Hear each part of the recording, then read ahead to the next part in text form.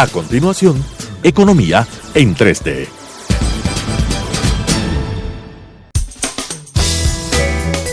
Clasificación A.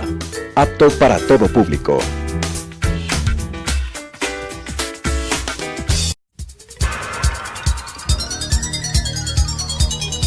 Las opiniones vertidas en este espacio por la producción y dirección del programa son de exclusiva responsabilidad de sus autores y de quienes intervienen en ellos.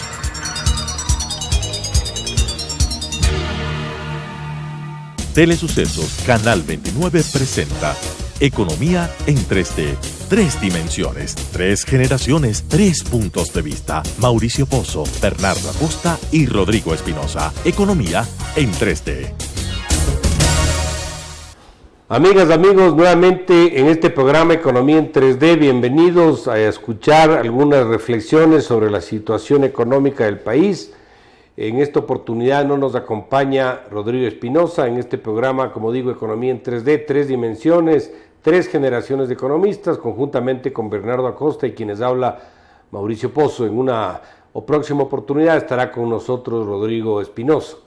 Hemos tratado de ver cuál es el tema que nos puede convocar a un asunto de interés nacional en las actuales circunstancias, y creo que lo comentado por medios de comunicación radiales, escritos por las redes sociales sobre lo que es la recesión económica, lo que son los ciclos económicos, la posición del gobierno, de alguna manera diciendo que no es un tema recesivo de crisis, sino es una desaceleración, y asimismo pues comentar sobre lo que se acaba de producir pocos días atrás en relación a la emisión de bonos por parte del gobierno al mercado internacional, una emisión de $1,000 millones a una tasa del 10.7% a 5 años plazo. Creo que también es un asunto que merece ser tratado y analizado en esta oportunidad. Pero vamos a ir por partes. Creo que empezar por el asunto de la situación económica, de la crisis, de la recesión y los comentarios sobre el particular. Si me permite mi compañero de panel aquí, Bernardo, hacer una pequeña introducción sobre el tema. Primero señalar que hay un concepto internacional, un concepto técnico que es aplicable al Ecuador como lo es para cualquier economía del mundo, y es cuál es el concepto que está detrás de un proceso recesivo. Y el concepto es muy simple. Cuando una economía durante 2 trimestres consecutivos registra tasas de crecimiento económico negativas, es decir, tasas de decrecimiento económico, está técnicamente en recesión económica. Aquí no hay ni técnicamente ni académicamente, sino esa es la realidad, y eso es aceptado internacionalmente como un indicador para señalar que hay una situación de recesión económica. El año 2015, el Ecuador experimentó 3 trimestres consecutivos, los 3 primeros, tasas negativas de crecimiento económico, tasas de decrecimiento económico, es decir, el país se achicó en esos periodos, y obviamente en el 4º trimestre, según fuentes oficiales y el Banco Central, parecería que hubo una tasa positiva, pero una tasa positiva que tuvo serios cuestionamientos. Hay algunos pronunciamientos de institutos, de analistas, indicando que no era viable o no era técnicamente sustentable el que el país registre una tasa positiva el último trimestre por varias razones. Una de ellas es porque la situación del país al final del año, lejos de mejorar, inclusive empeoró. También hubo un aumento de la tasa de desempleo para finales de año, y esto obviamente no es compatible con una recuperación económica. Por otro lado, había un aumento de la inversión en los indicadores de cuentas nacionales del Banco Central, de una inversión que creció sobre el 20% en el trimestre, lo cual tampoco hace mucha lógica para lo que se vivió tanto en el campo privado, inclusive por el campo público, porque en el campo público hubo falta de recursos, por eso hubo atrasos. Entonces, ¿de dónde viene este aumento inusitado, poco previsible de crecimiento el último trimestre? Entonces hay varias dudas sobre la veracidad de esta información. Dicho esto, creo que vale la pena también anotar lo siguiente. Efectivamente, cuando uno hace un análisis de la economía de un país o de un bloque de países, uno ve que los mismos están sujetos a ciclos. Ciclos significa momentos de expansión económica, es decir, sube la actividad económica, sube las tasas de crecimiento del PIB, pero así como suben también pueden bajar. Y esos ciclos pueden ser largos, pueden ser menos largos, y muchas veces están atados, por ejemplo, a situaciones del comportamiento de precios de productos de exportación. Productos como el petróleo, productos como los que exporta el Ecuador, banano, café, cacao, camarón, y esto de alguna manera está atado.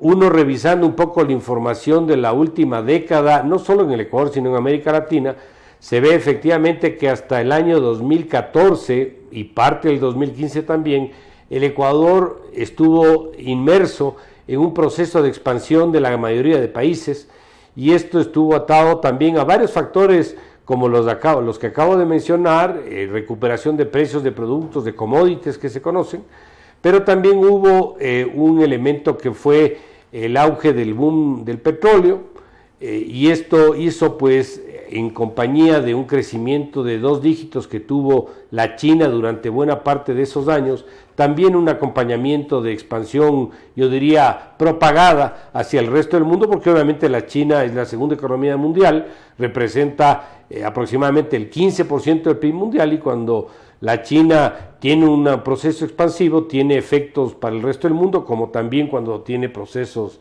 de menor crecimiento económico, que es lo que este momento, por ejemplo, está ocurriendo. Pero esto, obviamente, para el caso del Ecuador y aterrizando para la economía ecuatoriana, yo al menos no veo argumento alguno para decir que el Ecuador no vive una crisis económica. Este año ya se tuvo las cifras del primer trimestre, las cifras muestran una caída del 3% frente al último trimestre del año pasado, y los elementos que de alguna manera están por detrás de este indicador, como es la liquidez del sector privado, la liquidez del sector público, la situación fiscal, la fortaleza del sector externo, el riesgo país, etcétera, tampoco muestran grandes avances. Esto hace muy difícil sostener que nos esperaría un mejor ambiente para el segundo semestre de este año, peor aún para el siguiente año por cierto, de cambio de gobierno.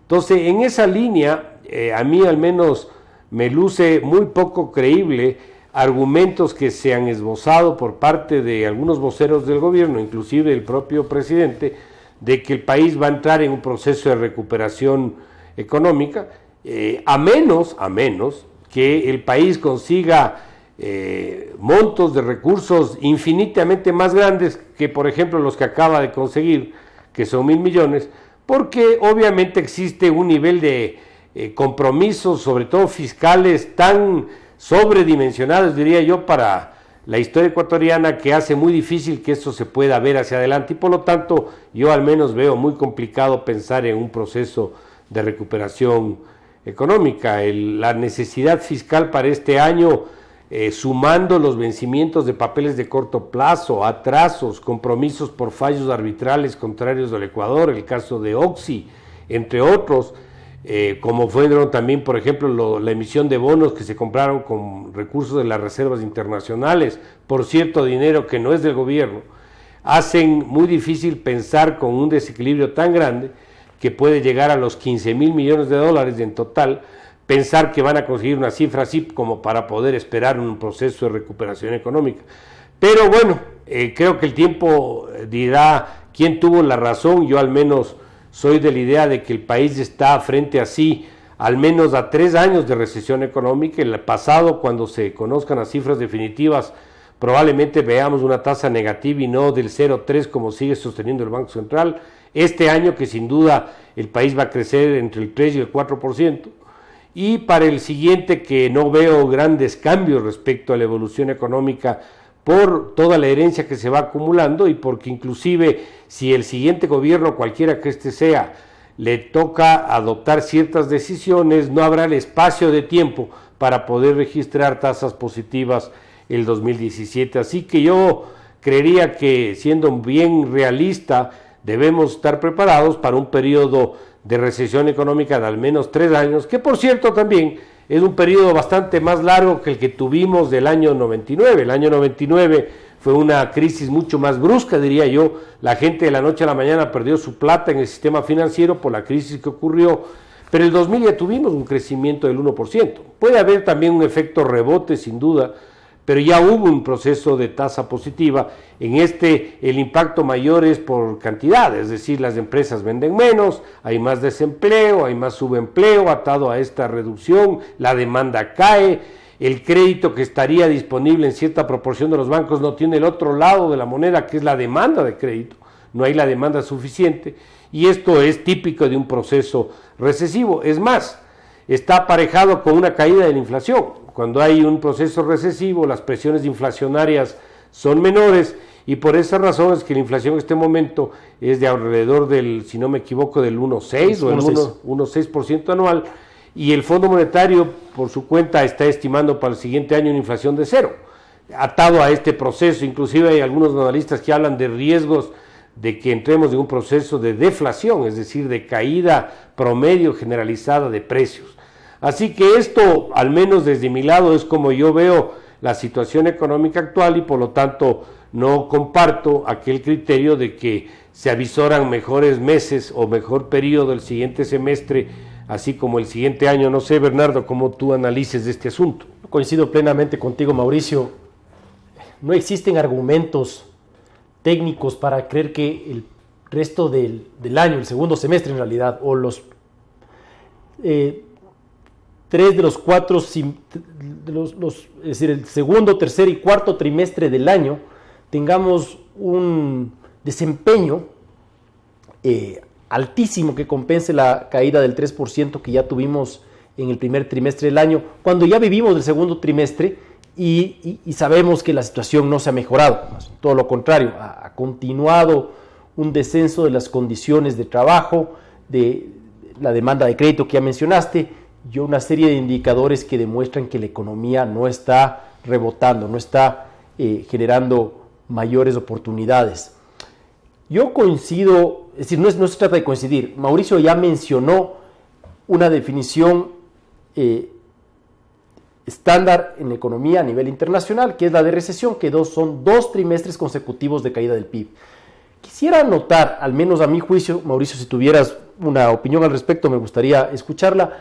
Yo no creo que en economía, si bien existe una clara definición de qué significa una recesión, exista una definición tan estricta de lo que es crisis. Me parece a mí que crisis es un concepto un poco más general, una recesión profunda, grave, con importantes efectos sociales, incluso tal vez algún tipo de disturbios en el cambio político, se podría considerar crisis, pero no, me parece a mí que no cuenta con una definición de texto como es en el caso de contracción o de recesión, que como digo, o como ya dijo Mauricio, son 2 trimestres consecutivos de caída del PIB. ¿Tú conoces de una recesión, de una definición de crisis? Sabes que no, yo creo que el gobierno en eso ha buscado ser creativo y unir otros indicadores para decir el Ecuador no está en crisis, pero creo que es más del sentir ciudadano, ¿no? Es un tema del día a día. Obviamente han relativizado a mi criterio el concepto de crisis. El rato que, claro, empezamos a compararnos con Siria o con Venezuela, dices no hay crisis en el Ecuador, pero si nos comparamos con Colombia, Perú y Chile o Uruguay, sí estamos en crisis en el Ecuador. Es decir, es claro al menos qué países están en recesión este año, de eso no, en Latinoamérica, de eso no hay discusión. Brasil va a decrecer este año, Venezuela va a decrecer este año, Ecuador va a decrecer este año, y posiblemente Argentina tenga un crecimiento nulo, dados los ajustes que está teniendo que enfrentar. Pero recesión es evidente, es una contracción de la actividad económica. Este año se produce menos bienes y servicios finales de los que se produjeron el año pasado. Eso es recesión. Solo para que la audiencia tenga claro que, francamente, desde el punto de vista técnico o académico, no existe una definición que se conozca, que se la maneje de crisis. Eso es más como algo que lo comentamos, que lo comenta la sociedad porque lo siente, porque lo percibe, porque lo vive. Sin embargo, el gerente general del Banco Central ha salido con una definición de crisis que debe cumplir 4 parámetros, y los voy a describir.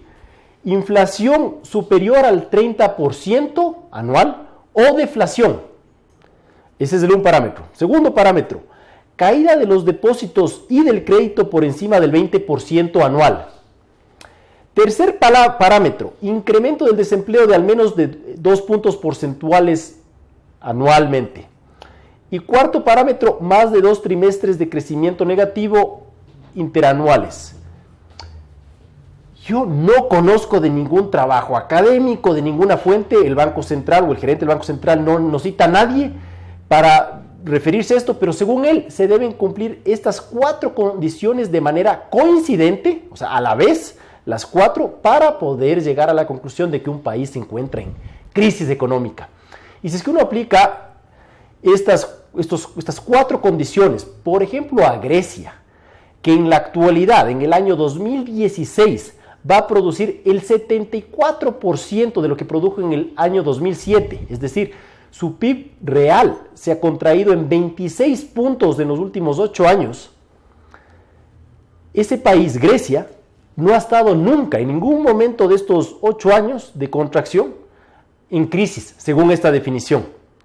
Ni tampoco lo estuvo España u otros países de la zona del euro que enfrentaron periodos recesivos e incrementos del desempleo muy importantes.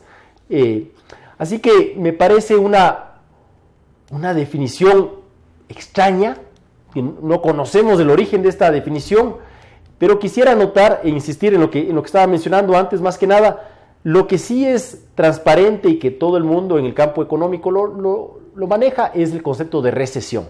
Al menos 2 trimestres consecutivos de caída del PIB y estamos en un proceso de recesión.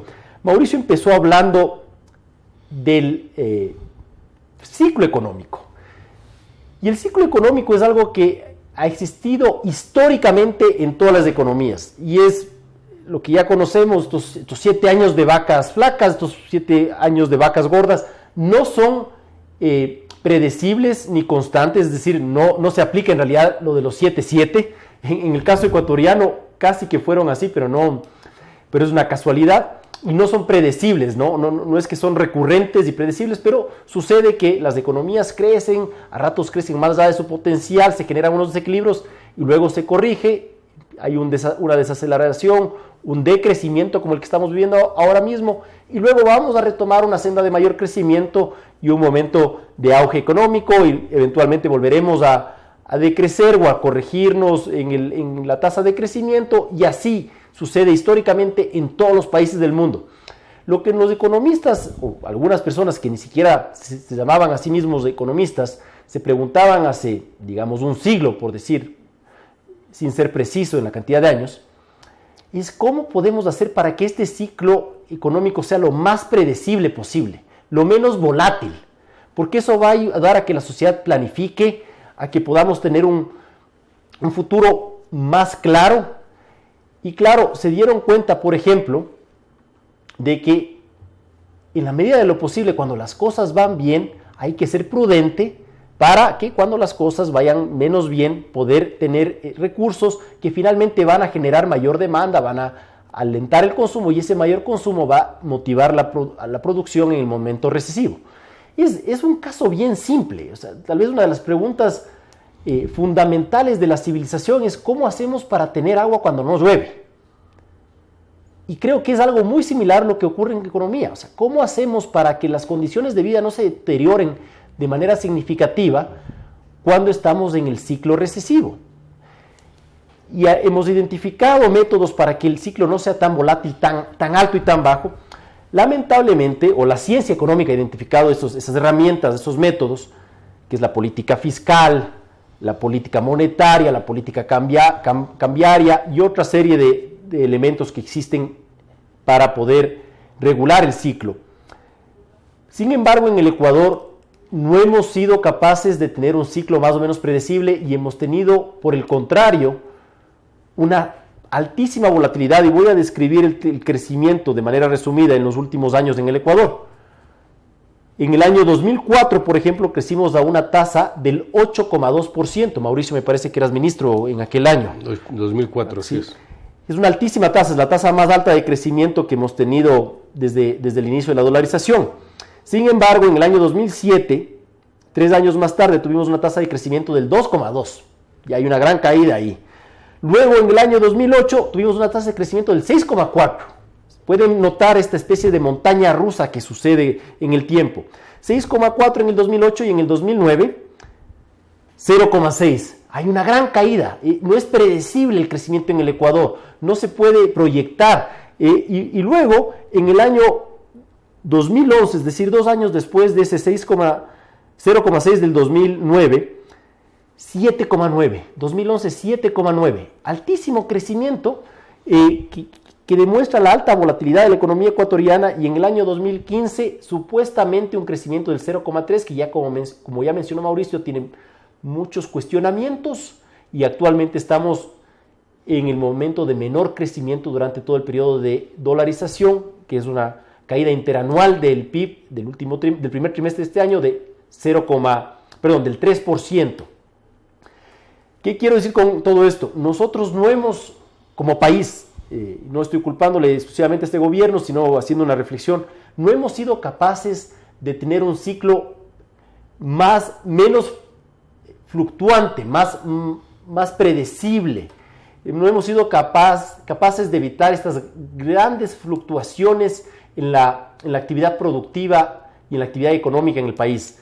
Así que creo que una de las tareas que tenemos como sociedad, sobre todo los administradores del Estado, es generar las condiciones para que la actividad económica sea más estable y que, por ejemplo, como el caso de Bolivia, nuestra tasa de crecimiento anual esté dentro de un rango más predecible. Bolivia creció a un promedio en el último decenio, a un promedio de 5% anual, pero el crecimiento más bajo fue de 3,4% y el más alto del 6,8%. Ustedes pueden notar que está dentro de un rango. Cuando le fue muy mal a Bolivia creció el 3,4%, cuando le fue muy bien creció el 6,8%. Pero no se sale de ese rango y el promedio fue del 5%. Nosotros, durante el periodo del gobierno del presidente Correa, crecimos una tasa del 3,9% promedio, pero tuvimos años de 7,9% de crecimiento y otros años de prácticamente no crecimiento. Así que esa es una de las tareas importantes que tiene el país, y claro, la razón por la cual la economía o la actividad económica ha sido tan fluctuante en el país es sobre todo por el manejo fiscal. Cuando ha habido recursos, cuando el precio del petróleo ha sido alto y el fisco ha percibido altos recursos, se ha gastado todo eso, ha generado actividad, pero cuando ha caído el precio del petróleo, como en el año 2009, como en el año 2015, el fisco no ha tenido recursos, ha contraído el gasto fiscal y como consecuencia de ella se ha deprimido o ha caído la actividad económica. Así que no ha habido un manejo adecuado para nivelar el ciclo económico y la población se ha visto afectada de una falta de previsibilidad que además espanta al inversionista. Entonces, esto como un análisis inicial, Mauricio. Te agradezco, Bernardo, muy valiosos tus comentarios. Vamos a entrar en una primera pausa y continuamos con el tema que hemos abordado el día de hoy. Enseguida volvemos. Economía en 3D.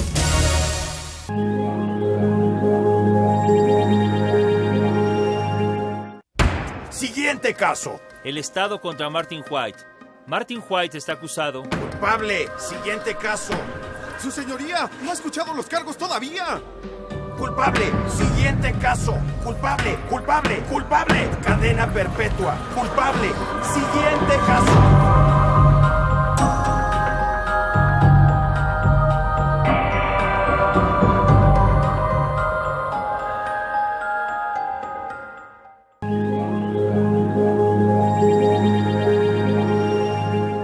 Continuamos. Economía en 3D. Nuevamente con ustedes, queridos amigos, amigas de este programa Economía en 3D, con Rodrigo Espinosa, que no está este momento acompañándonos, Bernardo Acosta y quienes habla Mauricio Pozo, hablando en esta primera parte del programa sobre los ciclos económicos. Yo quisiera añadir algo más a lo que hemos anotado en la primera parte del programa. Hay algunos trabajos de entidades del exterior, de instituciones, de organismos que demuestran cuál ha sido la evolución de la actividad económica en los años últimos, en los últimos 10, 15 años. Y claro, aquí entra mucho lo que de alguna manera ya ha venido explicando Bernardo. El Ecuador se ha visto beneficiado de una cantidad de recursos, sobre todo por el tema del precio del petróleo, altos precios del petróleo, y en esa bonanza de fondos, que por cierto, y entre paréntesis, aglutina el 85% de los recursos de los últimos 16 años, es decir, se concentra el 85% de eso en los últimos 9 años, en el periodo del actual gobierno. El país no solamente que recibió altos recursos en montos significativos, sino que se endeudó. Voy a dar solo una cifra para que nos entiendan los que nos observan y los que nos escuchan. La deuda pública total, es decir, la interna y la externa, el año 2007 era aproximadamente de 13,000 millones de dólares. Este momento la deuda pública total, incluyendo todo lo que no registra el gobierno y el Banco Central, es de aproximadamente 45,000 millones. Es decir, se ha endeudado en los últimos 9 años en más o menos 32,000 millones de dólares. Esto es una cifra demencial, es una cifra absolutamente exponencial. La tendencia de caída de la carga de la deuda que se tuvo entre el 2000 y el 2009 se revirtió y entró en un proceso de crecimiento y endeudamiento acelerado en los últimos años. ¿Qué significa esto en términos del ciclo económico? Que lo que ha hecho el actual gobierno es una política que se llama procíclica, es decir, cuando más plata ha habido, más ha gastado. Y como no ha ahorrado nada, cuando ha habido baja de ingresos, lamentablemente no ha podido compensar y el país ha entrado en un proceso de recesión económica con todas las secuelas de empleo que esto significa. Cuando uno hace el comparativo con otros países, uno puede darse cuenta que aquellos países que supieron administrar la bonanza pudieron defenderse mejor cuando los periodos era, como se llama, de vacas flacas, pudieron amortiguar el impacto y no caer y seguirle a la ola, sino jugar con la ola, que es lo que uno debería buscar en política económica como concepto en general. Eso es un manejo responsable, proactivo y no reactivo, que es lo que hemos tenido lamentablemente en el caso ecuatoriano. Y el otro elemento que me quedé pensando de los criterios que usa el gobierno para poder definir crisis, pido disculpas por la referencia personal, pero yo terminé la universidad en el año 83 y terminé mi maestría en el año 87, es decir, tengo más de 30 años hablando de economía, estudiando economía, vinculado también siempre a la parte académica, y yo al menos no he encontrado un texto que diga que esos son los criterios que deben reunirse para poder afirmar que se habla de crisis económica. O sea, me parece una creatividad excesiva la que muestra el gobierno con esta declaración de cuáles son los elementos para poder decir que hay crisis económica, porque si vamos por esas, yo puedo añadir otros más, pues para decir que también hay crisis, y con añadir bastantes más indicadores, tal vez nunca vamos a tener crisis, ni nunca ha tenido crisis del mundo. Depende cuántos indicadores ponga yo. Creo que es más fácil y más a nivel del ciudadano común preguntarle: oiga, el señor que está en el área de la distribución de automóviles, que ahora vende el 60% menos de automóviles que hace un año, un poco más atrás, si no es crisis lo que está viviendo, para ver lo que responde. O preguntarle a alguien que trabaja en un negocio de retail que tiene caídas de producción y de ventas del 30 o del 35%, a ver si no es crisis económica. O a los 160,000 personas que han salido de una actividad laboral, que están sin trabajo, a ver si no creen que estamos en crisis. O sea, me parece que es indefendible el empezar a inventariar una serie de requisitos para que calcen en lo que el gobierno quiere decir y afirmar, por lo tanto, que el Ecuador no vive una crisis económica. Creo que eso no es viable, no es técnicamente correcto. Claro, si ustedes me preguntan qué pasa con la actual caída del PIB en relación a la caída del año 29, que la producción industrial del primer mundo en la época y en el concepto que se conocía cayó el 30 o el 40% o el 50%, claro, ahí dirán, eso sí fue crisis, eso sí fue recesión y no lo que tenemos en la actualidad. Creo que es un comparativo que en la práctica no merece mayor explicación. Fue una crisis antes fuerte, esta también es una crisis, y obviamente la evidencia creo que sobra para poder hablar de estos indicadores. Entonces, dicho esto, a mí me parecería que para ser proactivos, probablemente sí es importante dar algunas sugerencias, decir, bueno, ¿qué es lo que deberíamos hacer para buscar revertir este proceso, para buscar salir de la situación en que estamos? Y uno de los elementos que a mí me parece fundamental y que sí lo hemos dicho en algunos programas anteriores, es que todo esto se produce por un manejo económico, a mi criterio, equivocado en los años de bonanza de recursos, que se engatillan esos excesos acumulados con la caída del precio del petróleo, aupado esto con el tema de la apreciación del dólar, por cierto, nunca se dijo nada qué pasó con los 8 años anteriores que en cambio hubo depreciación del dólar, eso tampoco se menciona. Y claro, ese mal manejo que significó exceso de endeudamiento, gasto público por encima de lo que crecía la economía, no dar al sector privado las garantías para que pueda invertir, poco nivel de amigabilidad, de cercanía con la inversión extranjera, ausencia de acuerdos internacionales, etcétera, que hizo pues que el país ante una situación externa como la que hemos comentado, entra en un proceso de crisis económica. Lo dijimos, creo que desde el primer día. ¿Qué significa esto en palabras sencillas? Que el Ecuador requiere un programa económico. Un programa económico que permita un proceso de revertir la tendencia, un cambio de timón al manejo económico, una dirección distinta a la que se ha venido dando, que por cierto no estoy seguro ni siquiera si hubo dirección, porque en unos días se dijo una cosa, en otros días se dijo otra cosa, en un mismo día se buscaba un acuerdo con Europa, al mismo tiempo hablaban de que los acuerdos de comercio son perjudiciales y a días seguidos se hablaba del impuesto a la plusvalía de la herencia. Es decir, las señales contradictorias, la falta de sindéresis son los elementos, a mi criterio, que han provocado que no haya una dirección, que no haya confianza en definitiva, que es lo que tiene que reunir un programa económico. Entonces, un programa económico en ese sentido es un instrumento que permite dar ese principio de confianza a la comunidad, a la ciudadanía, donde se involucren objetivos claros. ¿Objetivos de qué? Objetivos y metas en crecimiento económico, pobreza, escolaridad, mortalidad infantil, mortalidad materna, expectativa de vida, dotación de servicios básicos. Esos son metas. Instrumentos. A ver, ¿cómo vamos a alcanzar este objetivo? Para alcanzar este objetivo necesitamos ¿qué? Fortalecimiento del sector externo. Y para el sector externo, ¿qué requerimos? Acuerdos internacionales para promover exportaciones. ¿Qué requerimos? Financiamiento para las exportaciones. ¿Qué requerimos? Un proceso de crecimiento de importaciones para que el país crezca y también pueda exportar. Son atados los dos conceptos.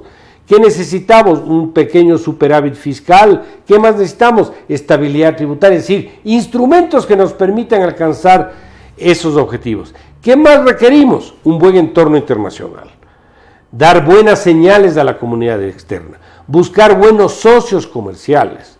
Eso es lo que conformaría, en estas cortas palabras, un programa económico que en el tiempo permita revertir la tendencia que hemos tenido y obviamente esto va atado a ciertas normas que tendrán que introducirse, como es por ejemplo cierta normativa de prudencia fiscal. La economía no puede crecer más allá, el gasto no puede crecer más allá de lo que crece la economía. Cuando hay épocas de expansión hay que ahorrar los recursos. La calidad del gasto público tiene que ser mayoritariamente en gasto de capital o de inversión que gasto corriente. Los subsidios tienen que estar absolutamente bien focalizados, es decir, un manejo pragmático, un manejo ordenado de las cosas, como hacen las amas de casa. Si una ama de casa gasta más de lo que recibe, si se pelea con los vecinos, si gasta en cosas que no debe gastar, o un padre de familia igual, algún rato tiene problemas. y eso es lo que a mi criterio ha ocurrido en el Ecuador y que requiere esa luz al final del túnel a través de un programa económico que brinde ese principio básico de confianza que a mi criterio este momento no lo tenemos. Entonces, al menos desde mi punto de vista, ese sería uno de los factores, probablemente no el único, que buscaría cambiar el proceso de contracción económica que tenemos, de recesión, de crisis, y tener hacia adelante un mejor futuro, que por cierto creo que sí se puede lograr. No es que está perdido la opción de que el país pueda recuperarse. Yo sí creo que el Ecuador tiene las capacidades y las potencialidades para poder revertir la situación. No sé, Bernardo, cómo veas de este tema. Yo coincido plenamente contigo, Mauricio, y creo que lo que debemos buscar, volviendo a este concepto que estábamos hablando en el primer segmento del programa del ciclo económico, es volverlo al ciclo menos fluctuante, volver al futuro de la economía un poco más predecible, a través, por supuesto, de este programa económico que tú estás hablando, que podría generar una dosis importante de confianza en todos los actores de la economía, y sobre la base de esa confianza podamos tener una luz más clara de cuál va a ser el futuro y, por supuesto, de manera conjunta, construir un mejor futuro para todos. Así que una de las tareas pendientes que tenemos como sociedad es volver al futuro de la economía algo más predecible y menos volátil. Respecto al tema que estábamos comentando, de que si es crisis o no es crisis, que como ya lo hemos mencionado, no existe una definición transparente sobre el tema, es más un sentir ciudadano. Yo quisiera anotar algo adicional. Escuché un fragmento de lo que el presidente mencionó el último sábado y me llamó la atención. Realmente me parece que a ratos, tal vez todas las personas hagamos esto, pero percibo especialmente en algunos actores del gobierno que mencionamos algunas cifras, pero no mencionamos o no nos referimos a toda la película. Voy a dar un ejemplo. Recién, con motivo de la reforma tributaria, el gobierno nacional, promocionando la reforma tributaria, decía que el IVA del 12%, la tarifa del 12% del IVA, es de las más bajas de la región, lo cual es cierto. Pero en muchos países de la región, por ejemplo, no se cobra el ICE, que es una especie de IVA complementario para ciertos productos.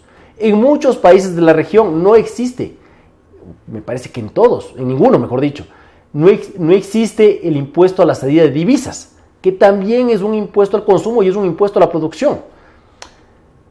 Cuando se utiliza bienes del extranjero en el proceso de producción, que es lo común.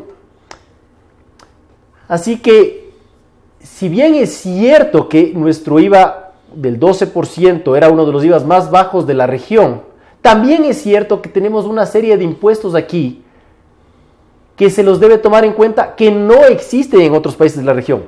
Y decía, le escuché el sábado un fragmento de lo que había mencionado el presidente, decía, la tasa de desempleo en el Ecuador es una de las más bajas de la región. Y hizo un comentario en el sentido de que nos merecemos un reconocimiento en este sentido.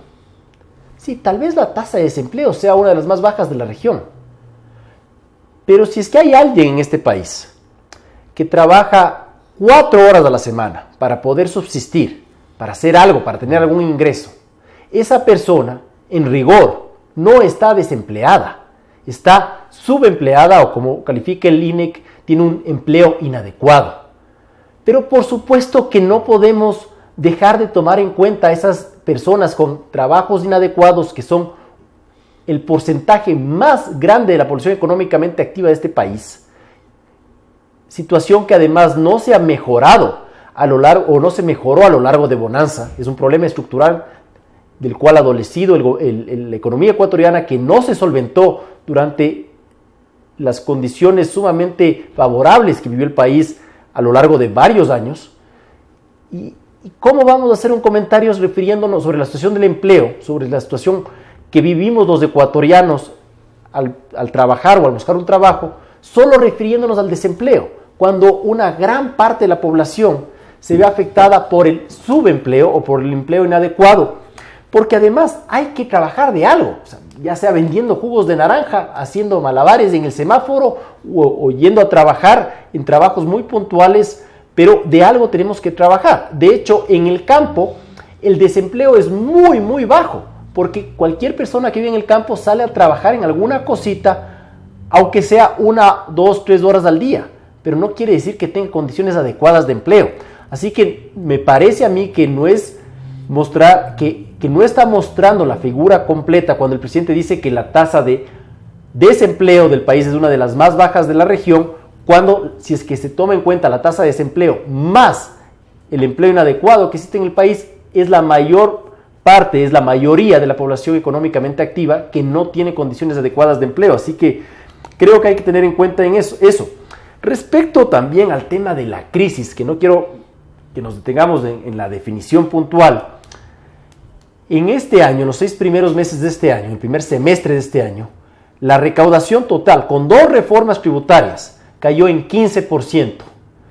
Eso no está en esa caída dramática en la recaudación tributaria no está en la definición que dio el gerente del Banco Central, pero el país no ha vivido una situación así en muchos años. Una contracción del 15% en la recaudación tributaria es un reflejo, para empezar, de la caída del consumo, de la menor rentabilidad de las empresas, de las menores importaciones que hay en el país, pero es un embate muy fuerte para las cuentas fiscales. Y como consecuencia de ello, el gobierno ya se está endeudando más y tampoco puede cumplir con todos los gastos que tenía planificados. Y quiero hacer un comentario al respecto. Una contracción del 27% del gasto de capital del sector público no financiero del año 2015 con relación al año 2014 y una contracción del gasto de capital del 28% en los primeros 5 meses del año 2016 con respecto al año 2015, es una contracción enorme. La inversión en este país ha caído dramáticamente después de que alcanzó niveles sumamente altos, pero no gracias a que se generaron buenas condiciones de inversión, sino a que el gobierno ecuatoriano, con todos los recursos que recibió de la bonanza, empezó a gastar más. Es decir, le cayó una especie de lotería o de ingresos que recibió no por un mérito, simplemente porque las condiciones del mercado extranjero se beneficiaron. Y quisiera mencionar algunos datos. En el año 2006, justo el año previo a que el presidente Correa asumiera el cargo, la participación de la inversión privada de la inversión total era el 80% y la inversión pública significaba el 20% de la inversión total. Repito, 80% inversión privada, 20% inversión pública. La inversión pública fue creciendo como participación, o su participación en la inversión total fue creciendo a lo largo de estos años, y la inversión privada, como no hubo condiciones adecuadas, fue decayendo la participación de la inversión privada en la inversión total.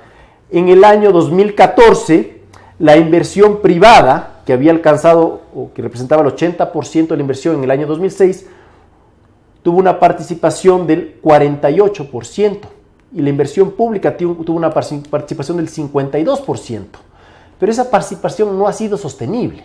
Entonces, como consecuencia de ello, caída del 27% en 2015 y del 28% en los primeros 5 meses de este año, se está cayendo toda la inversión total. Y como consecuencia de eso se ve en entredicho nuestro crecimiento futuro, porque nuestro crecimiento depende de la inversión que hagamos ahora.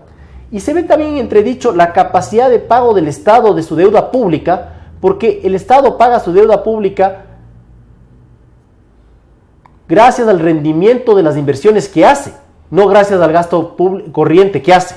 Y el gasto corriente, por el contrario, se contrajo 5% el año 2015 con relación al 2014, y se ha incrementado 3% en los 5 primeros meses de este año con relación a los 5 primeros meses del año pasado. Un incremento del gasto cuando nos habla el gobierno de corresponsabilidad a los ciudadanos y nos obliga a hacer unas contribuciones, por ejemplo, para el terremoto que lamentablemente sufrió la zona de Manabí y de Esmeraldas, pero con esas contribuciones del gobierno, esta semana hizo un pago a una empresa petrolera, cuando el acuerdo y el compromiso es que esos recursos iban a ir exclusivamente a la reconstrucción del terremoto. Así que me parece que no hay una corresponsabilidad de parte del gobierno, y me parece que con lo que hemos demostrado estamos en una situación crítica en la que está cayendo la inversión total, está comprometido el crecimiento a futuro, está comprometida la capacidad de pago de deuda del Estado ecuatoriano y es evidente que estamos en una situación recesiva crítica en la que la contracción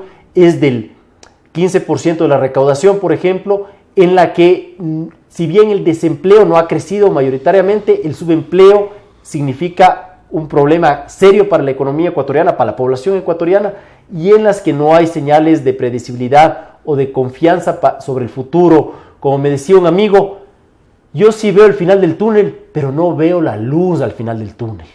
Entonces, creo que es evidente que estamos en una situación bastante crítica en la que tenemos que hacer un trabajo, y tú ya hiciste un comentario respecto a las salidas que hay, porque sí hay salidas y creo que deberíamos como sociedad trabajar justamente en eso, pero de manera conjunta.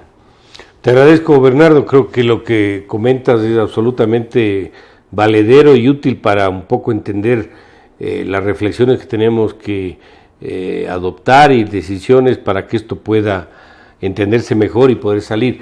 Queridos amigos y amigas, vamos a entrar a una segunda pausa y continuaremos de forma inmediata.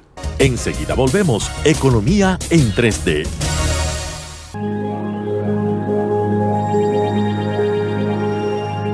Estamos en la exposición sobre la esclavitud.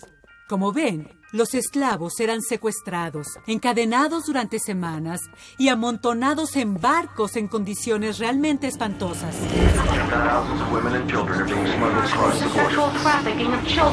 Como lo pueden ver, eran tratados como animales y trabajaban todo el día sin recibir paga.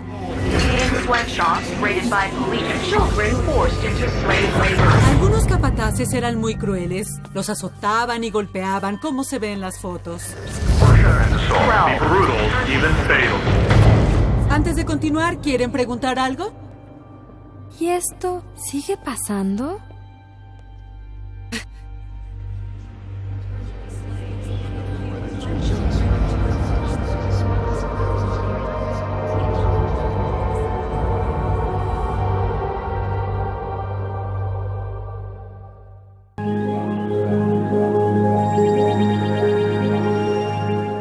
Continuamos. Economía en 3D.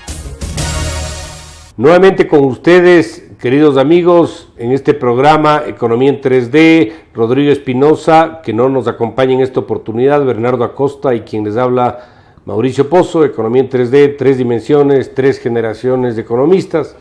Quiero en esta tercera parte del programa comentar un poco lo que conocimos hace pocos días y que tiene referencia al endeudamiento, a un nuevo endeudamiento que ha incurrido el gobierno y por lo tanto el Estado ecuatoriano a través de la emisión de bonos en el mercado internacional por una cifra de $1.000 millones a un plazo de 5 años y a una tasa de interés, un retorno del 10.7% anual.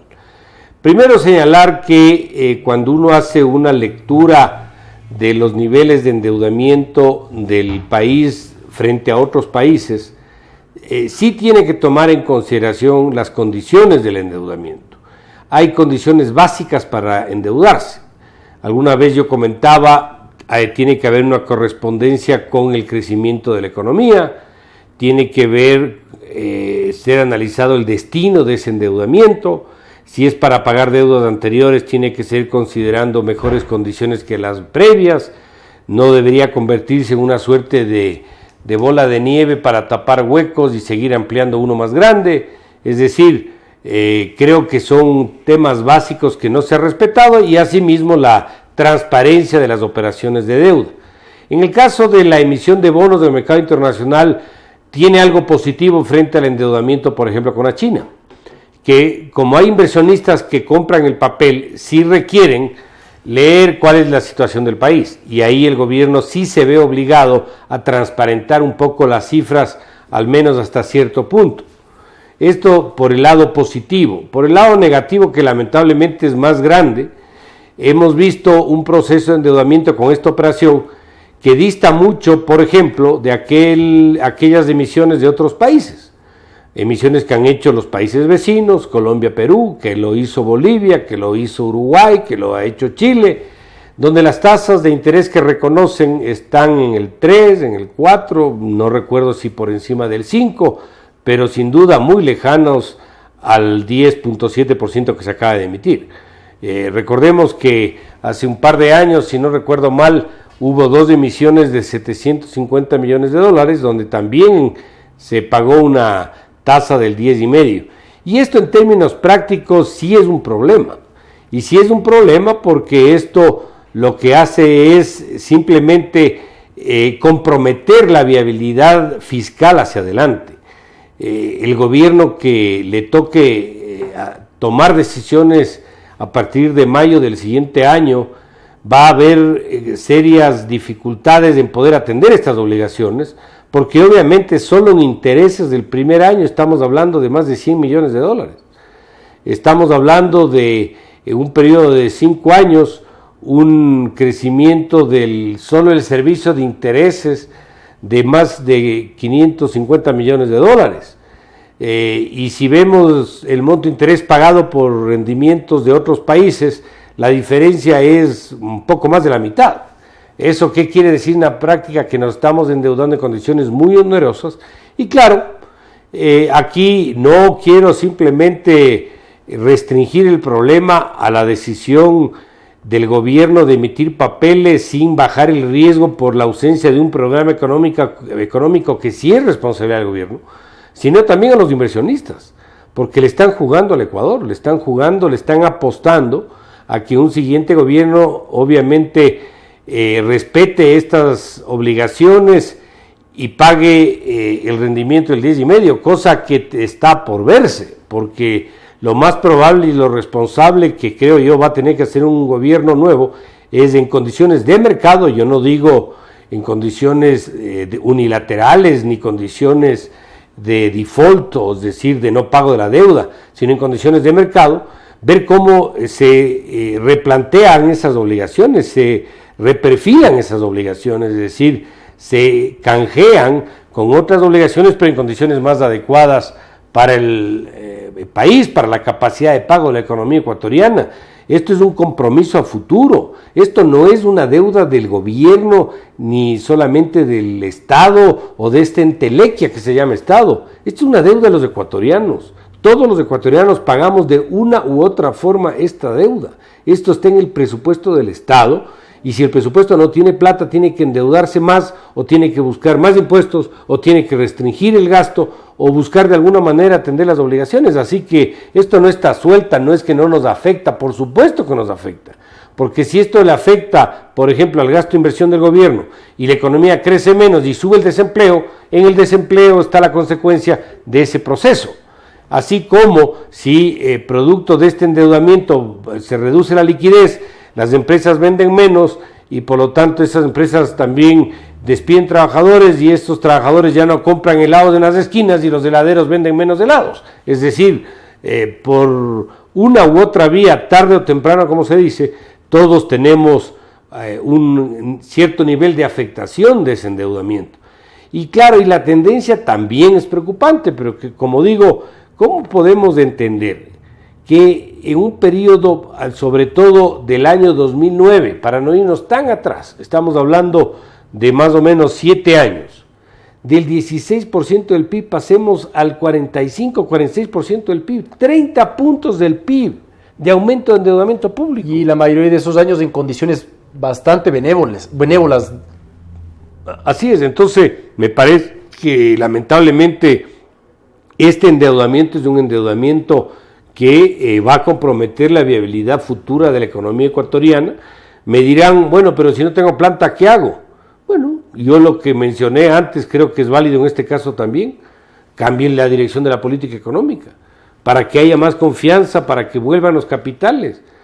Si la responsabilidad es del gobierno, ¿quién hace la conducción económica? No hace el sector privado tiene su rol, el sector público tiene el suyo. El sector público, el gobierno es el que diseña el programa económico, es el que define las políticas, el que pone las normas. Entonces, cada cual con su responsabilidad, pero obviamente no podemos dejar de mencionar un tema como el que acaba de presentarse, porque yo creería que este es el proceso que hemos visto en los últimos meses, y me da la impresión que esa va a ser la tónica también de aquí en adelante. El gobierno, por la falta de plata, por los atrasos, por la ausencia de recursos, va a seguir en la misma línea y no veo espacio para que cambie. No tenemos, lamentablemente, queridos amigos, amigas, televidentes, radioescuchas, mucho tiempo, así que le voy a ceder la palabra para un comentario último a Bernardo para poder cerrar esta programación. Mauricio, yo suscribo tu palabra y hago énfasis en el endeudarse. ¿Para qué? Creo que es importante que sepamos cuál es el destino, cuál es la razón por la cual el gobierno adquirió esos 1.000 millones. Porque si es que es para pagar, por ejemplo, gasto corriente, a mí me parece, por decirlo menos, injusto con todos los ecuatorianos, que el Estado se haya sobredimensionado de su tamaño, que el gobierno no asuma la responsabilidad de ajustar ese tamaño y que se endeude en 1.000 millones para que a futuro todos tengamos que pagar esos 1.000 millones con impuestos nuestros y que simplemente no están aportando a mejorar la actividad económica del país. Entonces, creo que es fundamental saber para qué nos endeudamos, o sea, cuáles son las razones por las cuales se adquirió ese crédito. Cierto es también, yo soy un fiel creyente de esto, de que siempre puede ser peor. O sea, creo que las condiciones de este crédito son sumamente onerosas, como ya mencionó Mauricio. Tenemos que pagar solo por este crédito $175 millones anuales en intereses. Imagínense cuántas cosas, cuántas actividades se pueden hacer, cuántas obras se pueden realizar con 175 millones anuales o en 5 años. Estamos hablando de aproximadamente unos 700 millones en 5 años. ¿Cuántas cosas se pudieron realizar solo con esos intereses que vamos a pagar por este crédito? Entonces, es fundamental saber para qué, cuál es el destino de estos recursos, porque es un gasto altísimo que lo vamos a tener que pagar todos los ecuatorianos, seguramente no las personas que están encargadas de la política pública en este momento, pero me parece que es algo fundamental. Decía que, si bien esto es muy oneroso, siempre puede ser peor. Y las condiciones con la China han sido muy fuertes y además, sobre todo, opacas. Esos créditos, esos contratos han adolecido de una falta absoluta de transparencia. No se conoce en definitiva cuánto pagamos. El castigo del crudo ecuatoriano es más alto en los últimos meses de lo que ha sido históricamente. La pregunta es, ¿por qué? ¿Qué tipo de contrato se negoció con la China para que el castigo sea así? Y ese castigo no es cuestión de que el crudo ecuatoriano se vende a un precio menor o más bajo aún de lo que históricamente es con el WTI, sino que al multiplicar esa diferencia por todos los barriles que vendemos anualmente, estamos hablando, por decir una cifra que es bastante, de alrededor o de por lo menos unos $800 millones anuales que perdemos por vender con un mayor castigo el crudo ecuatoriano. Es parte de la opacidad de esos contratos, así que digo, si es que nos vamos a endeudar, al menos mejor emitir bonos, que hay un poco más de transparencia que seguir haciéndolo con la China, que nos pasa factura muy alta. Tenemos que cerrar. Yo voy a hacer simplemente un comentario marginal respecto a esto de la deuda. Hay muchos temas de deuda que no se toman en cuenta. Quiero simplemente contarlos que el 15 de julio pasado, el crédito del Banco Central, del crédito del gobierno con el Banco Central ascendía a 2.842 millones, cuando en septiembre de 2015 era solo 500 millones y en septiembre de 2014 no existía prácticamente crédito del Banco Central o préstamos del Banco Central al gobierno. Así que el gobierno está succionando la liquidez de los ecuatorianos, está succionando la liquidez de las reservas de los ecuatorianos. ¿Para qué? Nuevamente. Así que tenemos ahí una serie de preguntas y creo que es responsabilidad de todos nosotros hacer esa pregunta a los responsables de la política pública.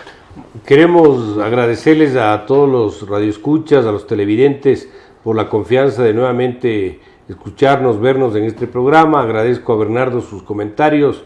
Les invitamos a que sigan observando este programa y ojalá las reflexiones que aquí hemos desarrollado pues sirvan para un mejor entendimiento de la realidad económica nacional. Muchas gracias nuevamente.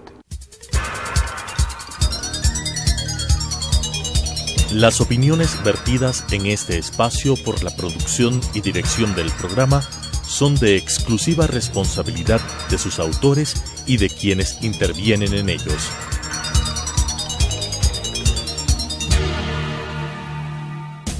Telesucesos Canal 29 presentó Economía en 3D. 3 dimensiones, 3 generaciones, 3 puntos de vista. Mauricio Pozo, Bernardo Acosta y Rodrigo Espinosa. Economía en 3D.